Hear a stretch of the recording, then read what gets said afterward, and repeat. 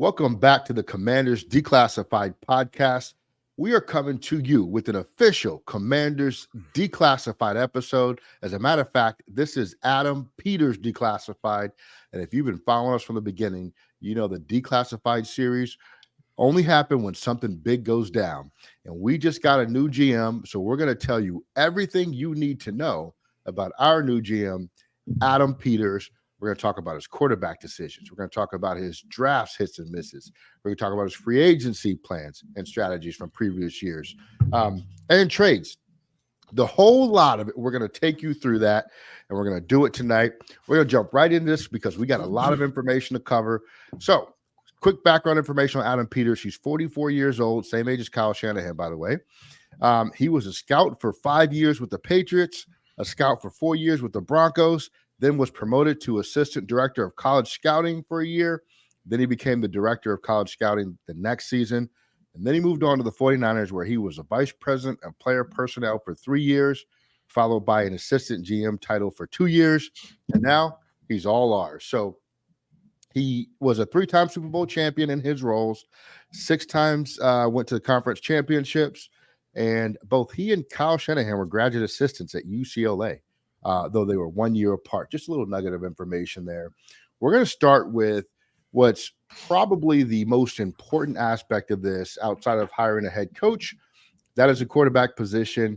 I looked up any head coaching hires, but by the time he got to San Francisco in a role which he could influence a head coaching hire, Kyle Shanahan and John Lynch were already there, so he really doesn't have that on his resume.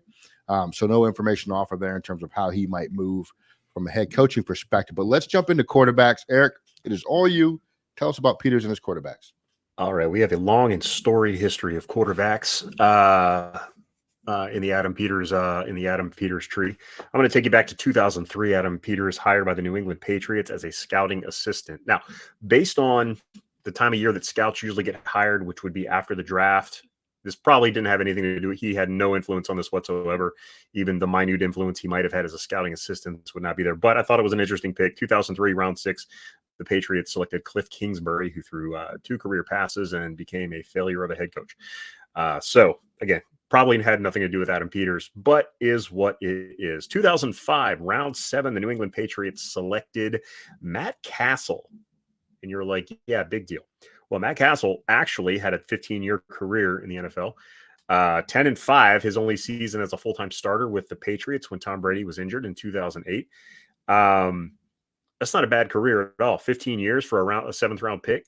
Now the bad news, probably Matt Peters had very little to do with that because he was a pro scout that year. So he probably didn't do much. He may have done some work in 2004 before he got promoted. So that's why I threw it on there, Matt Castle. And also it kind of fits a pattern you'll notice with Peters. Now, as a pro scout, it is worth note that they did signed Doug Flutie as a free agent in 2005, and Doug Flutie was the first player and only player in the modern era to execute a drop kick, which is pretty rad. So that's the 2005 contribution. He was then promoted, I guess, to an area scout for the Patriots in 2006 through 2008. Area scout is basically like lowest rung above scouting assistant, so you're assigned a very specific area inside of a region, inside, whatever. So 2008, the New England Patriots selected Kevin O'Connell, 1 year in the NFL, through 5 career passes, and they were not with the Patriots, so we'll not call that a success. That would be a round 3 pick. Again, very difficult to tell how much Peters had to do with this unless he was like assigned to Southern California and scouted O'Connell and fed it up the line, but that is who they drafted when Peters was with the Patriots. So not a super impressive cast of characters, although, with New England, he probably had very little input into who they actually drafted. Now, I will throw this in there. He moved to Denver in 2009, but again, because of the time that front offices tend to change position, it's generally after all the work is done. So I will say undrafted free agent in 2009, Brian Hoyer, still playing in the NFL, again, career backup. But, he was starting games this year. So there's a lot to be said for that. Another late round find. And, that's another kind of it fits a pattern with Adam Peters. It fits the mold of kind of an Adam Peters quarterback that you'll see as we move forward. So I threw that in there. In 2009, Brian Hoyer was an undrafted free agent with the New England Patriots. So he moved into Denver in 2009 as a regional scout, which is a rung above the area scout. In his time as a regional scout, 2010, round 1, the Broncos selected Tim Tebow in the first round. I doubt Adam Peters had a whole lot to do with this, but that's this. I think the consensus at the time and since then is that this was Josh McDaniels just ignoring everybody's advice and picking who he wanted to pick. That said, Tebow had a 3-year NFL career, 8-6 as a starter, 1-1 in the playoffs. Peters may or may not have done some scouting work on him.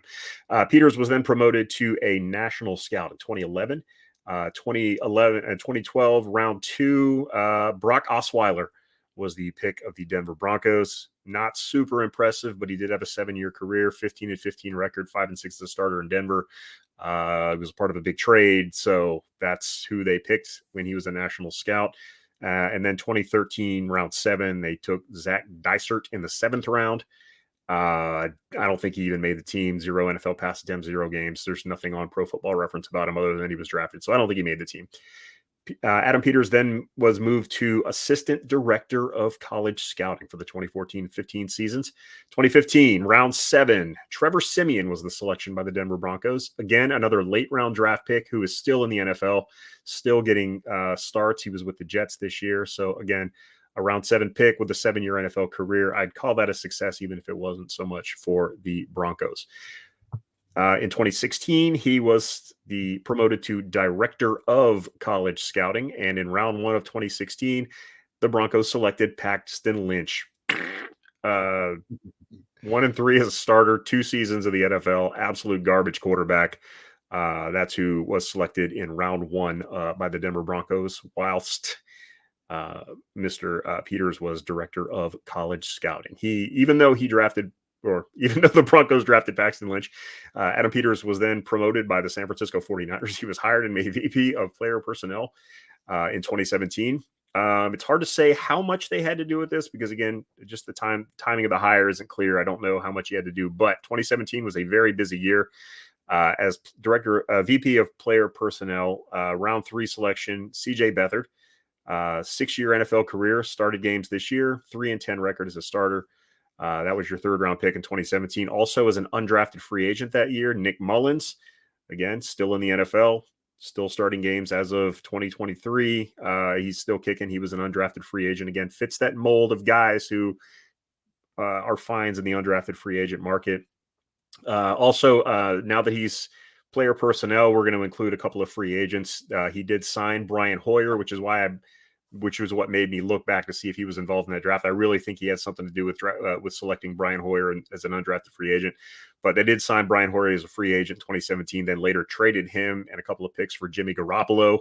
Also in 2017, quarterback market went dark until 2021 when the uber successful massive trade for Trey Lance, trading a bunch of picks and a couple of drafts to Trey Lance. 3 years later, Trey Lance is 2-2 as an NFL starter, 4 career starts, and he was traded to Dallas last year. Pretty much a disaster. And then as assistant GM 2022-2023, this is where it gets fun. Brock Purdy, round 7. We all know what Brock Purdy's up to. 17-4 as a starter, 2-1 playoff record as of this week.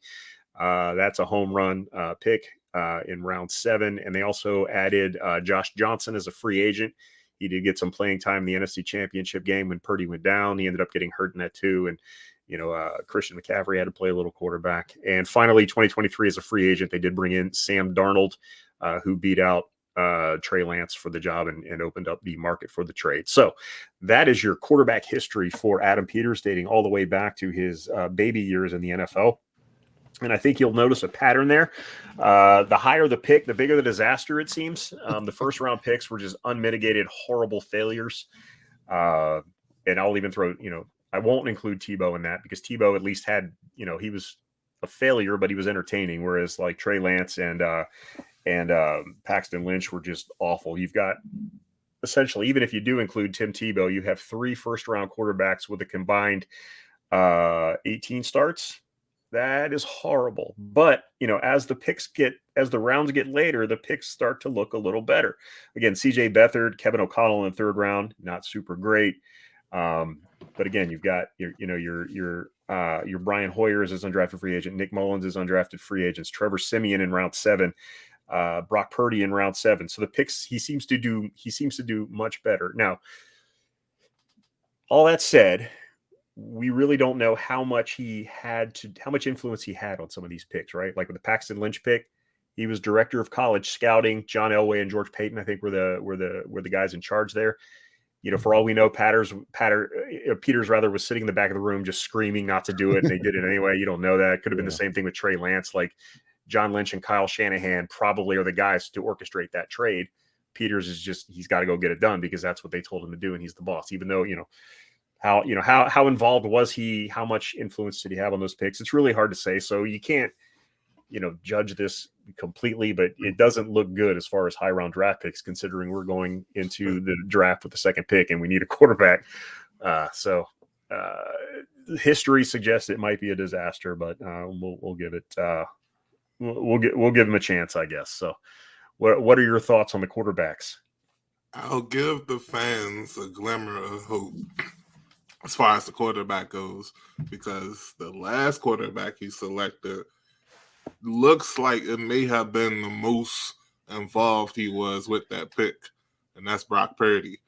I'm looking at a tweet right now from Mike Urtaza at Urtaza Blue, Urtaza Blue, who's seemingly a 49ers fan, and he has a 15-second clip of Peters, whose first name is actually Frederick. Did y'all know that? I found that out. Yeah. Frederick Peters. Frederick Adam Peters, FAP. Oh my goodness. Nevertheless, so there's a 15-second clip on Twitter, him explaining why he felt like Purdy was a right pick for the 49ers, and he nailed it. He said Purdy was a tough individual in the pocket who simply knows how to play the quarterback position.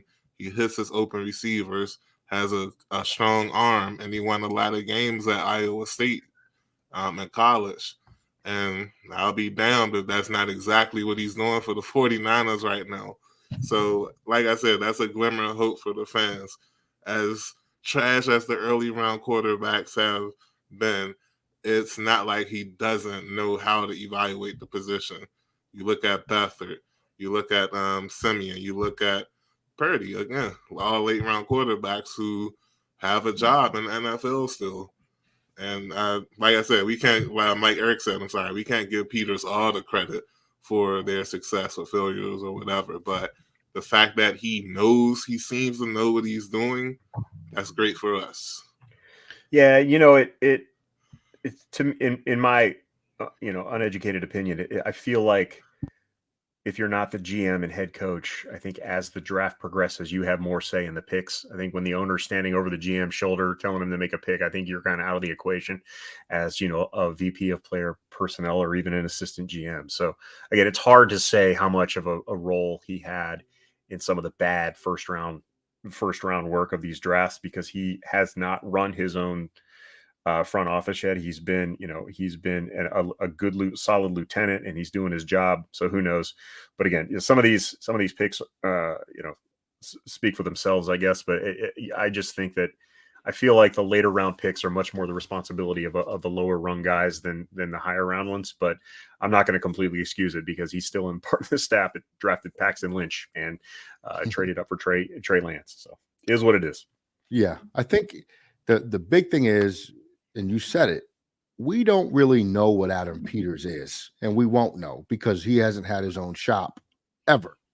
And even in the 49ers scenario, Eric, to your point, John Lynch was the general manager, and Kyle Shanahan had heavy influence into player personnel. I found this, if you guys remember with the Trey Lance situation, the 49ers actually traded up with the thought in mind of taking Mac Jones, remember? And then they fell in love with Trey Lance during the evaluation process. I was looking up this quote from Adam Schefter. He said, he essentially said they were trying to trade up to get Mac Jones and then started looking to him. And then he said that I think they felt like if they take Mac Jones, then their offense, which many teams run versions of and copy what they do, will continue to be duplicated, Schefter said. But it would be harder to duplicate that with a guy like Trey Lance, who freelances and plays spontaneous football the way he does. And I said, hallelujah, we're getting Caleb Williams. Then I said, oh, wait, that's not Peters. That's John Lynch and Kyle Shanahan, right? Really. And then there's a quote I found from 49erswebzone.com, and it said, Peters' draft impact was largely in the late rounds, like both of you guys said, responsible for guys like Brock Purdy and a few other really late round gems. And so I started thinking about this. I was like, man, you know who this guy kind of sounds like to me? Kyle Smith, a little bit, right?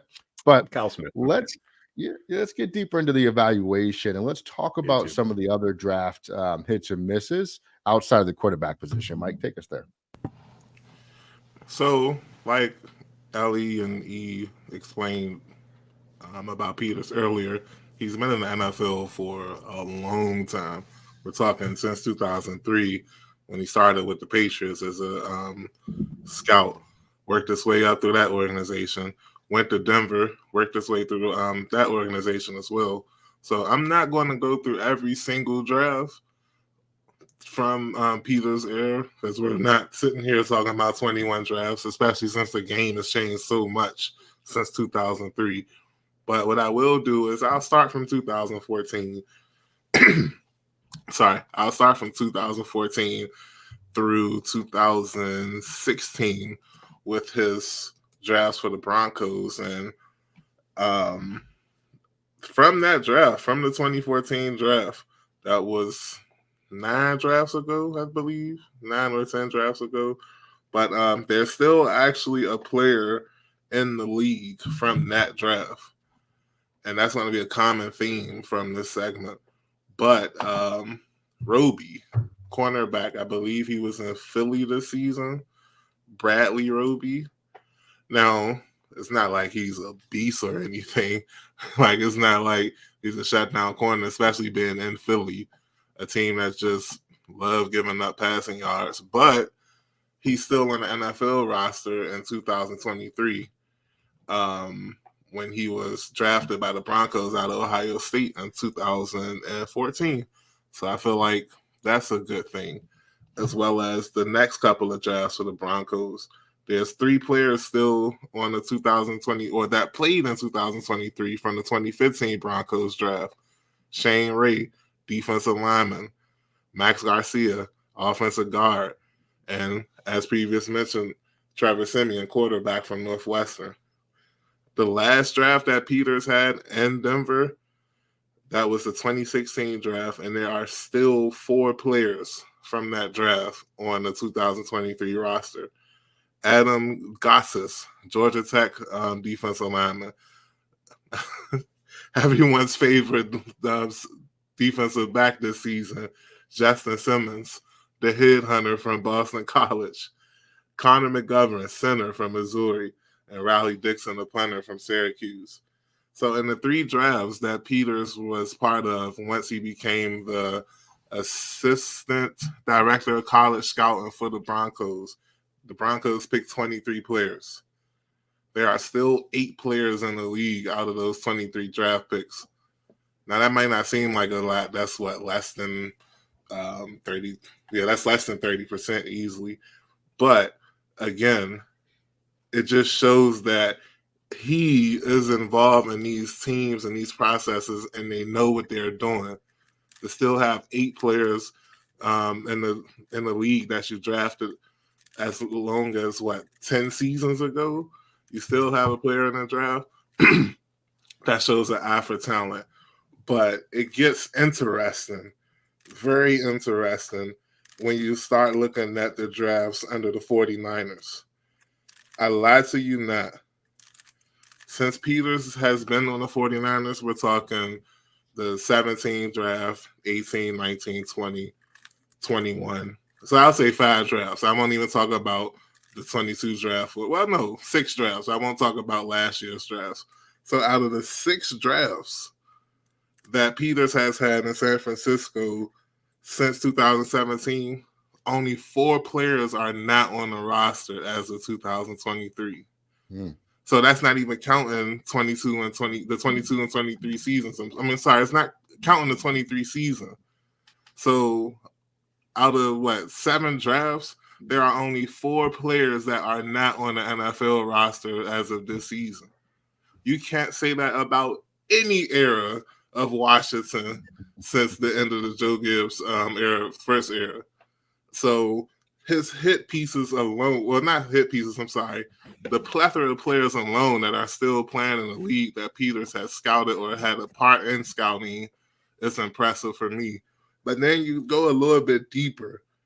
And again, he made an interesting point that I really like about scouts having more control over the later round picks than the early round picks. You go to the 49ers later round pick. So I'll say any pick that's not a first round pick. There's a plethora of talent, starting off with George Kittle, 5th round pick. The next season, Fred Warner, a 3rd round pick. And there are also 2 more starters from that draft that's still playing with the 49ers. I'm sorry. You go to the next season, 2019, 5th round pick. Who's that? Dre Greenlaw. He found 2 linebackers, the position that we're struggling. He was involved with finding 2 late round linebackers. One of them just made All-Pro. I think he was unanimous. I'm not sure about Greenlaw, but I wouldn't be surprised if he was All-Pro too, because that's how good the linebackers have been there. And that's not even mentioning the other picks that Peters have been involved in with Deebo Samuel, Brandon Ayuk, the plethora of offensive linemen. I'm saying all this to say you can go on the football database and look at the drafts that Peters have involved in. Find me any draft since 2014 where it looks like the team failed. I don't think you can take me up on that challenge. So as far as I'm concerned, looking at the draft, yeah, it might not be no mega super duper triple star on there, but like the talent is a lot. Like there are a lot of players that are still playing in this league that he was involved in, including players like Fred Warner, Deebo Samuel, George Kittle. You all know who the 49ers are. I'm just letting you all know that the stuff they're saying about him may be actually true just based on looking at the draft picks alone. We haven't even talked about anything else concerning him. Well, I haven't looked at anything else concerning him. But when it comes to drafting, I really do think we got one, y'all. I'm serious. I think we got one. Yeah. One of the things I really like, to your points, Mike, is that his late round picks turned into starters, like almost within a season. So I think you covered a lot of these names, but I wrote them down anyway. Max Paradis, a center in the 6th round, became a starter. Max Garcia, I know you mentioned, a left guard in 2015, became a starter. Mhm. Justin Simmons is all pro at safety, 3rd round pick. Connor McGovern, you mentioned, 5th round pick, starter. George Kittle, 5th round pick. DJ Jones, 6th round pick. Starters: Fred Warner, 3rd round pick, starter. DJ Reed, 5th round pick. Richie James, 7th round pick. These guys became impact players or starters, all of them, except for I think Richie James was a starter, but didn't end up being that when they got some other guys. You mentioned Dre Greenlaw and Talanoa Hufanga. Yeah, Huffnagel. Yeah. What, Troy I Polamalu forgot White. about him. Yeah, I think he got injured this year. That's why he wasn't on my mind. I was like, there's Yeah. a safety for the 49ers. Yep. That's who it is. 6th round pick, became a starter. Elijah Moore, 6th round pick. He backs up Christian McCaffrey. The bottom line is every year he finds almost 2 starters on average after the 3rd round. That's That are crazy. really good impact guys. And it's not like they blow the draft in their 1st or 2nd round picks either. They do a good job. Like you said, all of them don't turn into Pro Bowlers, but they are not drafting a lot of busts into their organization. So they do a pretty solid job there. Yeah, some of them do turn into Pro Bowlers, like Fred Warner, Dre Greenlaw, George Kittle, Hufanga. Like those guys can really play, and they're late round draft picks. It's really impressive. Yeah, we've not seen that. That was what we were hoping to get with Scott McLuhan back in the day. and he brought us Sua Cravens and Josh Doxson. So hopefully we don't get that. Hopefully we don't get too excited. But Yeah, that's great information. So I'm going to talk about trades, and since we're on the conversation of the draft, I just thought it was funny as I was doing some of the research for this.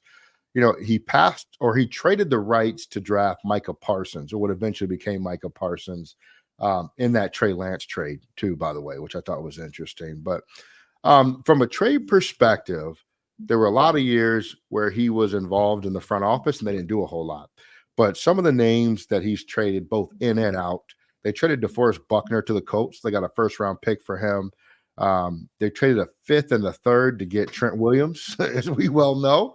Do you guys know who the players were that we got with those picks? Cheeseman was one of them.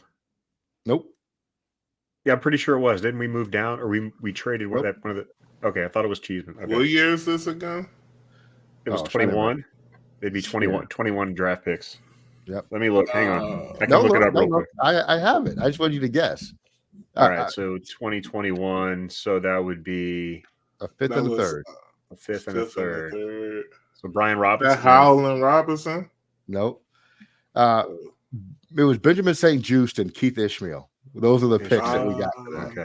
Okay. Holy crap! Right. So they got us on that one. They got us. They traded Matt Breida. Traded Matt Breida for a 5th. Marquise Goodwin for a 7th. Quan Alexander for Kiko Alonso. Jeff Wilson for a 5th.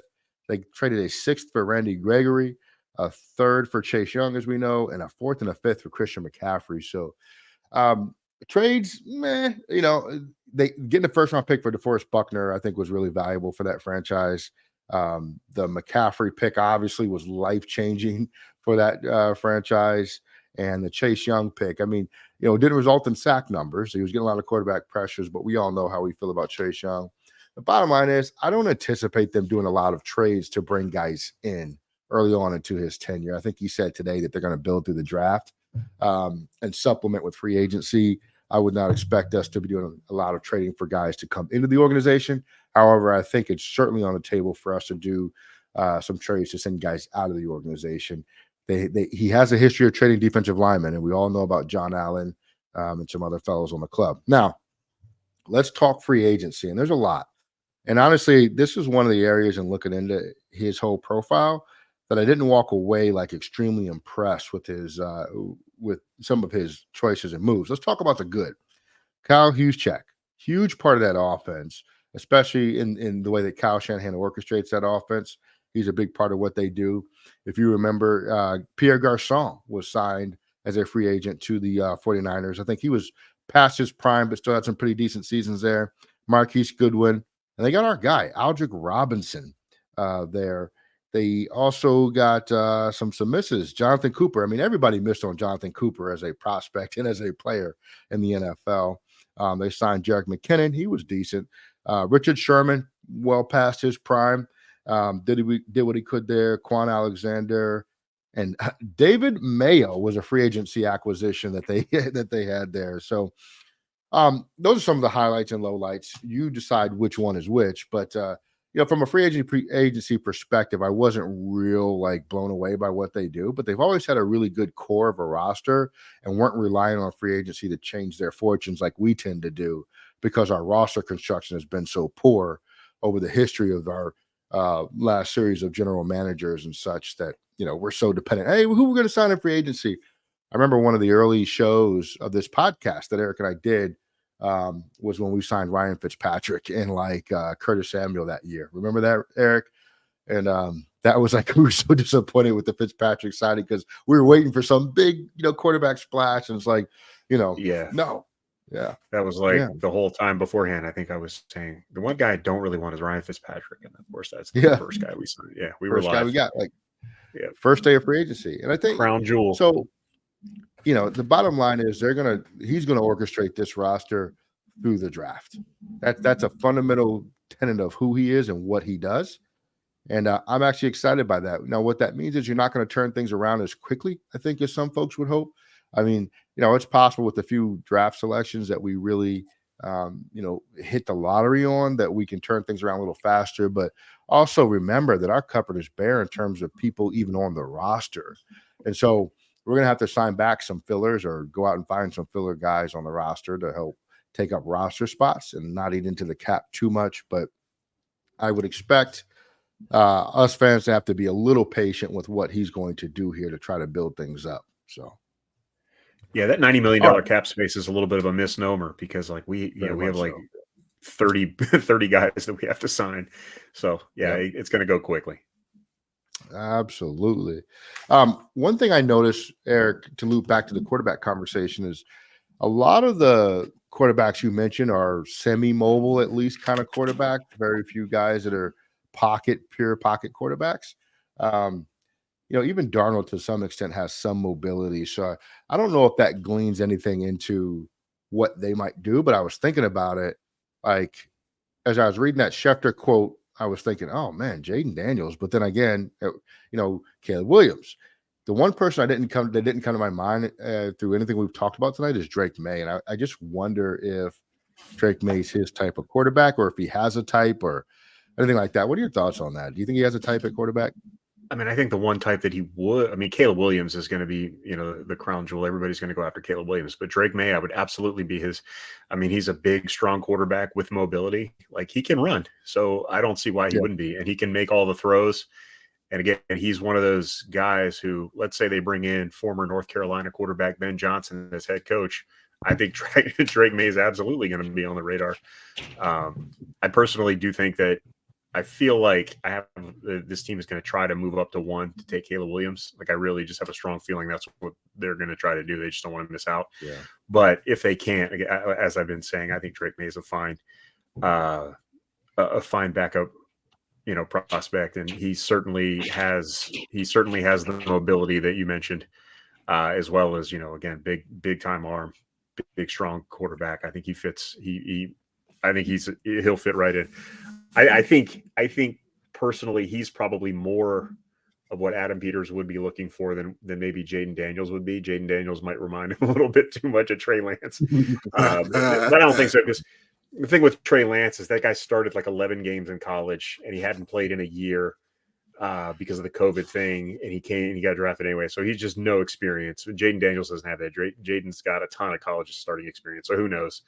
Again, I think it's really going to come down to the head coach. Once they figure out who the head coach is, they'll sit down and work together and figure out what quarterback works best for them, and that's the one they'll make the move. But I really feel like Caleb Williams is the target. I think they're going to try to move up.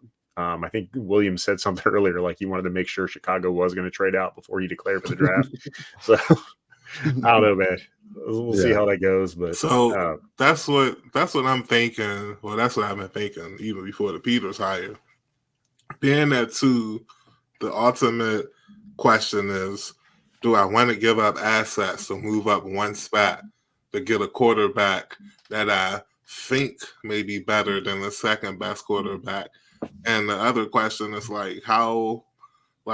that's another question. How much better is May going to be than Williams for us? If he's going to be significantly better, how much better Williams is going to be than May for us? If Williams is going to be significantly better, then yes, give up the draft picks.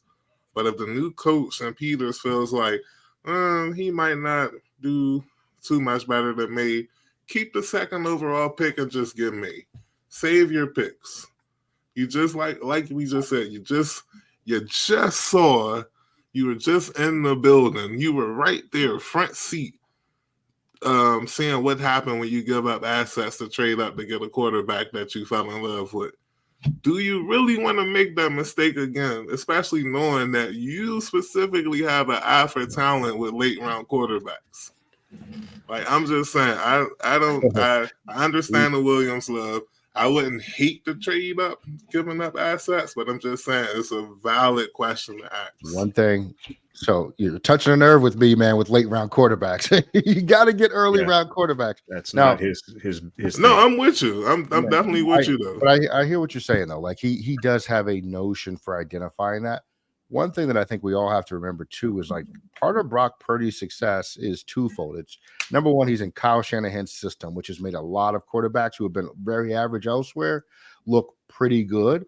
And then they have Christian McCaffrey, which is like 63% of that whole 49ers offense. And when Christian McCaffrey does not play, Brock Purdy is a different dude, right? But to answer your question about the gap between May and Williams, I think that gap is relatively large. A lot of people might not agree with that, but I think as you go through this off-season program with the combine and some of these workouts, I think that gap is going to grow.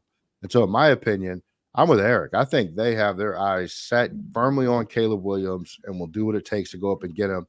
Trey Lance is a unicorn case, not a unicorn case, but an anomaly because of the COVID year. None of those COVID quarterbacks ended up being any good, right? And so it was a really hard assessment to make. The conditions were so different. All of them should have stayed in school if they had another year and were eligible to. They chose not to. They came out, and most of them had flamed out. And so it's just a bad period of quarterback evaluations, and I'm okay with that. That happens, but I think you can't let that stop you from going to get the guy that's going to change your franchise. No disrespect to anybody that's a Drake May fan. I think Drake May is going to be good. I just think Caleb Williams is in another atmosphere, and that's what I think. If he wants to play for Washington. That's right. If right. Washington wants him to play for them. That's right. One of the things that I also kind of was recognizing is that, and we sort of thought this about Eric Bieniemy, but I think he really values a tight end position. I think Adam Peters, what was he, a defensive end or something like that? But I think he played tight end in high school. But I think they've never been without a really good tight end, and he found Kittle in the fifth round and Horriman and some other guys. So I'm looking forward to him filling that position because I think he's going to do a good job of that. I think it'll probably be another, fourth round pick kind of guy, where like Cole Turner wasn't it. We thought he was going to be nice. No, sir. Folks like that. But I'm not giving up on him, by the way. Let it go, man. I just think he's been horribly used. I am not giving up on him. Yeah, I like your optimism. We'll do Cole Turner declassified at some point in the near future as well. So, all right. Going through this research and homework, Mike, did this draw on anything that led you to believe that he might go a certain way with a coach versus another, just looking at his player personnel and the type of things he likes to do? Nah, I still feel like Ben Johnson may be at the top of their list. It really hasn't. Like, I don't think, like you said, it's not slamming one way or another. I really don't have much to add. Yeah. A lot of times, and today he came out and said that that the coaching search could be offense, it could be defense. Everybody's still in consideration, which I actually appreciated.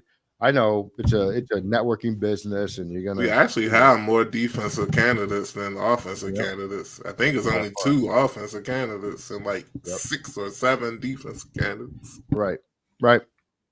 So, Eric, do you believe that this is an open coach race, or do you think that they kind of have their guy and they're just going through the motions? It's so hard to say. I feel like they have their sights are set on Ben Johnson personally. And that's really probably because of just what I've been reading, and everybody's basically saying that. So it's probably swayed me, but I mean, there's probably some fire where you see that smoke. So I think Ben Johnson's probably the prime target there. But who knows? Like, he's worked with Bobby Slowick before in San Francisco. So, maybe that's there. But I think personally, I think Ben Johnson's the guy they're going to really target. Yeah. And do you guys think that they put that coaching list together knowing or with Adam Peters consulting on that coaching list for the interviews, or do you think that was a completely separate ordeal? No, they would never. There's no such thing as tampering in the NFL. That never happens. I think never discuss things. I think it was not officially done, but definitely they were like, we'll probably hire Peters. Who you think he might want for coach? We'll ask for that type of stuff, but nothing like on paper. I think they hired his friend from San Francisco, who was really good friends with him, and had probably talked to him beforehand and said, "Hey, look for these guys." Like, hey, Adam, it's Bob here. What you think about Washington? How many coaches you think they should look into? Yeah. Just to go back to the tight end thing real quick, the guy, I couldn't think of his name. I had to look him up, but the guy that I'm targeting and I think would be a great fit in that George Kittle mode, Jatavian Sanders out of Texas. Probably going to be a second round pick, maybe a third, probably like with one of those second round picks, they can snag him. That's a guy to look at. Super athletic tight end. not Brock Bowers, but we're not in a position to take a tight end with a number 2 Right. pick. So, Jatavian Sanders will be a guy that could, I like it. excel in that type of offense, that Sam Laporta role in a Ben Johnson offense, Oh maybe. man, I'm dreaming already. I love it. Unless there's a tight end from Iowa coming out, because if there's a tight end from Iowa, you just got to draft him because that's just a factory. And I don't think there is this year, but no, Jim Lachey's nephew was at Iowa, but he went back to school, so he's not coming out. So that was the guy next year. He's our tight end next year. The conversation about the coaching list, I think to me, there's evidence that he was involved in that list, even if it was by proxy, because the list hasn't grown since he's been hired, right? Yeah. They haven't added any additional candidates to that. They're still interviewing the same guys. I guess it's possible that it can grow. Eric, I hadn't realized what you said about Slowick. That's a really good point, that they already have a working relationship, which is important for a head coach and a GM, especially coming from the 49ers structure and the Broncos structure he was raised in, where it was the head coach and it was the general manager who made a lot of those decisions. And maybe he wants to form the same type of organizational structure here in Washington. So I'll be interested to see what happens. Eric, give me your summary of thoughts on Adam Peters after all the research you did. He's the GM we've been looking for all these years. No, it'll be interesting to see, somebody who had success elsewhere come to Washington and continue to have success. That's the hope. That has not been something that generally has happened over the past 25 years. So, I feel like we're really turning the page this off season, where last season I know the ownership changed. We kind of said it before the season, this is probably going to be a slog. It's a transition season. It's not going to be pretty. We were right about that. Not to toot our own horn, but to totally toot our own horn. But this really feels like the page is now turning, and it's weird that people want to come here without having a bunch of money thrown at them, right? Like they can just hey, I'd like to work for that guy. I'd like to work in that organization. It's an interesting feeling. It's something I haven't experienced since I was a teenager, with our team being a destination. So it's going to take a little getting used to, and I'm probably going to be a little pessimistic about a lot of things moving forward just because I'm so jaded. But it is a nice breath of fresh air. I'm looking forward to the coaching hiring process and see where that goes. Absolutely. Mike, what are your thoughts on Adam Peters? You tweeted the picture out for me. I was looking or thinking over it for the last couple of days about the power structure since 1997. That's around the time I became a fan. There's nothing on that list, and you can check out our Twitter page at the Classified WFT. There's no power structure on that list that screams innovative, that screams excitement, that screams consistency. And that's what I'm hoping with this new power structure. You have an established owner in the sports world with Josh Allen. He picked Peters. Peters picked us. If that's not enough to get excited, I don't know what is. I understand, I completely get what happened the last 24. Listen, nobody probably knows more than the history of the franchise in the last 25 years. So I understand the pessimism. I understand we can get burnt. I probably said the same stuff when we hired Rivera 4 years ago. And though it didn't work out as how we wanted to work out, it was better than usually what happens here. Like, there was no drama on the team other than the Chase Young fiasco or whatever. But I feel like even that was handled better than in past situations. But now, 2024 and beyond, I'm feeling very optimistic. I'm happy for the younger fans, honestly, more than I am myself. Because I remember, and I'm going to end with this, I remember it was a couple of years ago, I was talking trash to the Cowboy fan, and he told me something that pierced my heart. He said they won 3 Super Bowls, and when he was in his early 20s. He said that is the prime of my trash talking years as a person on this earth. And my team won 3 Super Bowls in 4 seasons. And I'm like, forget Super Bowls. We haven't even experienced 11-win season. So that's why I'm happy for the younger fans. They didn't have to go through what myself and others have gone through. that they actually have a front office that may be able to compete for years to come. Because if it doesn't happen in the next 5 seasons, I really feel like this fan base is going to be in trouble. Like Adam Peters does feel like our last hope for real. Yeah, it's wild you say that because it actually feels very true though. This might be the last great hope, and you're not going to get another owner in your lifetime, probably, right? And so Peters kind of has to work for Harris and team, and then for us as well. And I see you have the Peters Mediocrity Beaters on your name card there, and I don't even know how I came up with that. He has to be. Funny thing, you said like 3 Super Bowls in 4 years, man. We haven't had 3 consecutive winning seasons, it feels like, since our Super Bowl era, like let alone Super Bowl. So we got a lot of work to do. And I think in some ways it's set up really nicely for Peters because the expectations have been so low. But we don't need somebody who's just going to barely nudge us above average in our expectations. We need somebody that's going to really lift us up to where we've always been trying to get back to, right? Like that's a place of dignity and dominance, right? And you see the teams in the playoffs this year. I think most of the teams left all have first round quarterbacks on their roster. That's who's left in the playoffs, with one exception. That exception is the San Francisco 49ers, who have a 7th round pick at quarterback in Brock Purdy. And we'll never know if the 49ers drafted Purdy to actually be their starter, or if he was just a nice project and they had intended to use him on the practice squad or whatever, and he just developed in spite of that draft choice. We won't know. But for all we are going to be told, he was the prize of Peter's eye, right? And he's, his pride and joy, and he selected him with the intention he was going to rise to starter status. I'm going to roll with it. I'm going to trust it because I can't really prove it otherwise. But fact of the matter remains, in order to really compete in this league, you have to have a first round pick. And that's going to be Adam Peters' first charge, is to establish who is going to be our quarterback for the next 3 to 4 years and hopefully 6 or 7 years after that. Now, he's going to have his options. He's going to have his choices. And it's up to him to make the right one. Lucky for him, I think we're in a draft where there's more than one right answer to the test. You know what I'm saying? And it's not like that draft with Kenny Pickett and Howell and Malik Willis and things like that. So good for him. When I was going through all this, 2 names kept coming to mind. You guys mentioned them both, Scott McCloughan and Kyle Smith.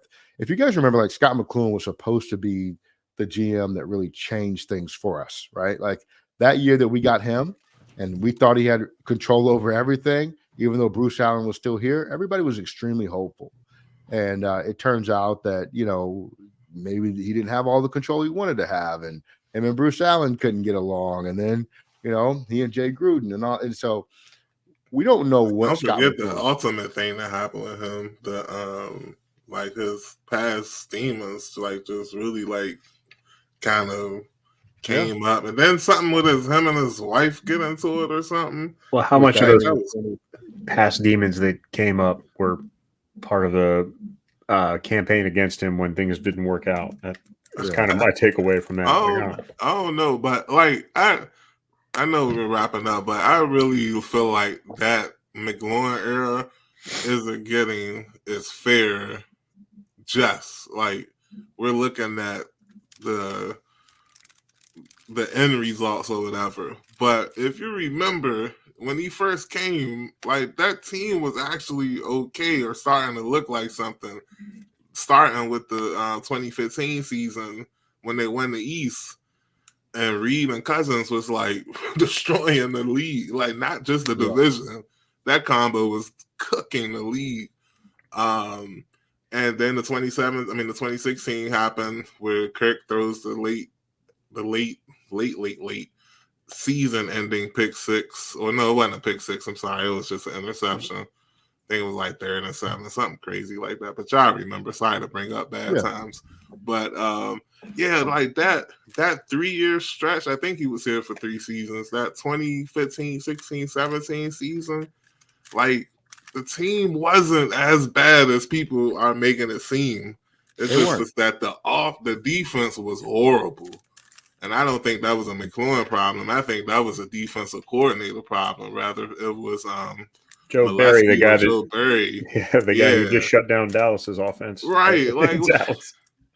like what is Well, happening? But and so like I'm just saying, like McLaurin, like we can't put him on the level of Serrato or No, even Allen. I feel like we like can't. he was the one that actually was doing Yeah. something. He just was. He did Snyder draft was here. Josh Doxson and Sua Cravens. So. and most of the players he was successful with were here before he got here. But whatever, man.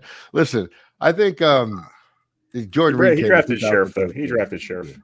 I'll give him Sheriff. What But Gruden bottom said, line he is, drafted a guard at 5. bottom line is, I think that's one of the last times that we had significant hope in our GM office. And Kyle Smith was another one that we all thought would eventually take over. He didn't. He went to Atlanta. And Kyle Smith was one of those guys that was really special in the late rounds of the draft. I think Adam Peters is a combination of those two guys, without the demons, etc. So I'm actually very optimistic about this. And I think we could see some very good things. I just think in the back of my mind, too, I want to keep perspective that we're not entirely sure of who he is because he's always been an assistant, right? GM with very strong voices around him making some of these picks. So it's gonna play out over time. We'll know right away though. This first offseason is really going to be about him, what kind of staff he puts together from a coaching perspective, scouting perspective, and how we do in the draft will tell us a lot about this individual. But if history means anything, we're going to find some really good gems that are going to be starters for us in the late rounds. That much I think we can bank on that. All right. So this has been the Adam Peters Declassified episode. Make sure you are subscribed, leave a comment, share the podcast with your friends, both on audio. Shout out to our audio audience. Those folks have generally been with us from the very beginning, and we appreciate each and every one of you listening on the radio. Riding around doing your job or whatever you do, we salute you. Thank you for listening. Anybody watch us on YouTube, we appreciate the interaction as always. You guys are the best. And you know what? That's it. We are out of here. We're going to watch anxiously as Adam Peters builds his kingdom in Washington. And hopefully it leads and ends with the Super Bowl. Commanders Declassified. We are out of here.